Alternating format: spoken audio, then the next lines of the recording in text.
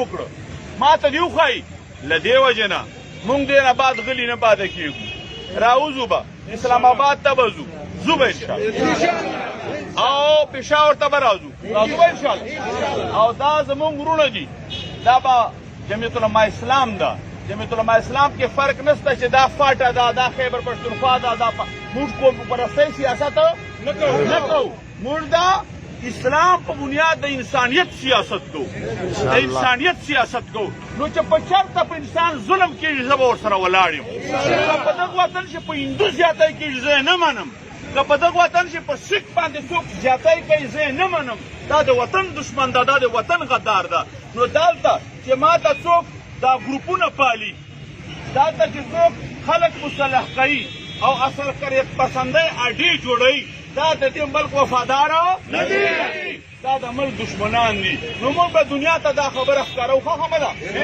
رانا صاحب سره زما مجلس شوی دی انشاءالله مرکز په دې حواله باندې به زر کښېني زموږ فاټه او صوبه دا به شریک کښېنو او په دې روان ته انشاءالله العزیز 31 مارچ باندې به په دې باندې غور انشاءالله کوو د الله په فضل باندې مایوسه کېږې به نه ناامیده کېږې به نه مونږ به وطن زمونږ د ده د پلار نه دی ټیک ده که نه انشاءالله جدوجهد به او د عبدالسلام د وینو تپوس به کوو ښه خبره عبدالسلام د وینو تپوس به کوو د اشرفي د شهادت تپوس به کوو انشاءالله د نعیم صاحب د حافظ نعیم الله د وینو تپوس به کوو انشاءالله جواب دو خون کا حساب دو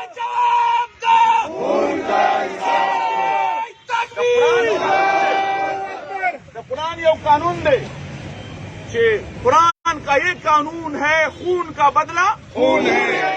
وَلَكُمْ فِي الْقِصَاصِ حَيَاتٌ اللہ دا فرمائی قصاص پاخلو انشاءاللہ قصاص پر ریاستی ادارے ما تاخلی زو دا ادارے مجبوروں دا به ګریوان رنیسم چې دا فرض جوړیږي انشاءالله او ته به ما انتها پسند جوړی ته به ما ټوپکمار جوړی نه ته به ټوپک اوچتی دا پیسې تا ته زه دې پاره ته به ټوپک اوچتی جنګ به ځکه زه بیا نه کوم موږ باندې دا ظلم ولې کوي تاسو پته ده حقیقت درته وایم موږ ته وایي تاسو انتها پسند جوړ شو موږ ته وایي تاسو ټوپکمار جوړ شو موږ ته وایي تاسو دهشتګرد جوړ شو بیا به مزي موږ دهشتګرد در ځانه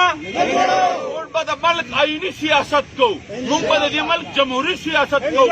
په عوامي قوت به د دې وطن دا نظام بدلو انشاءالله دې لپاره زه د عبدالرشید صاحب د خالد وقار صاحب د احمد سعید صاحب د فرهاد علي صاحب د شمس الدین حاجي صاحب د خالد جان صاحب د عمر بھائی د ټولو مشرانو هم او د آصف اقبال بھائی او چې څومره نور مشران راغلي که ما په ذهن کې نه رادرومي جهاد شاه بھائی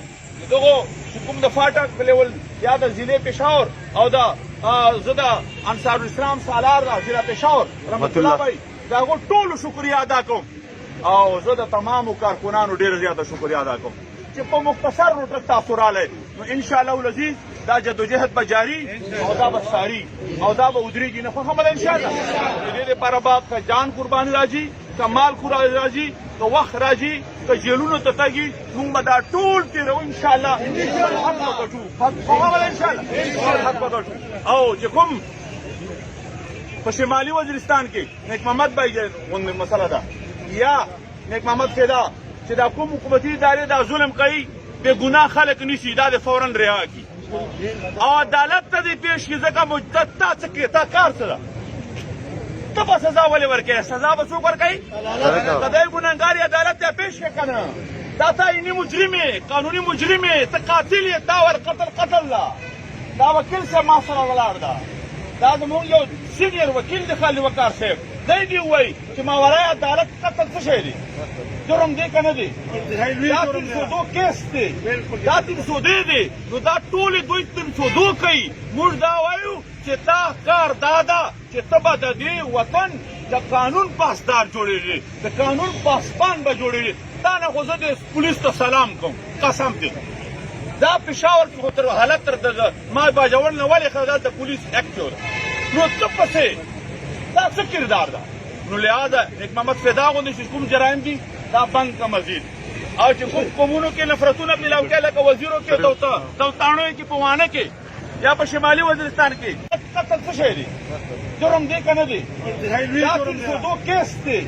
دا 302 دی نو دا ټولې دوی 302 کوي موږ دا وایو چې دا کار دا ده چې ته به د دې وطن د قانون پاسدار جوړېږي د قانون پاسبان به جوړېږي دا نه خو زه د پولیس ته سلام کوم قسم دی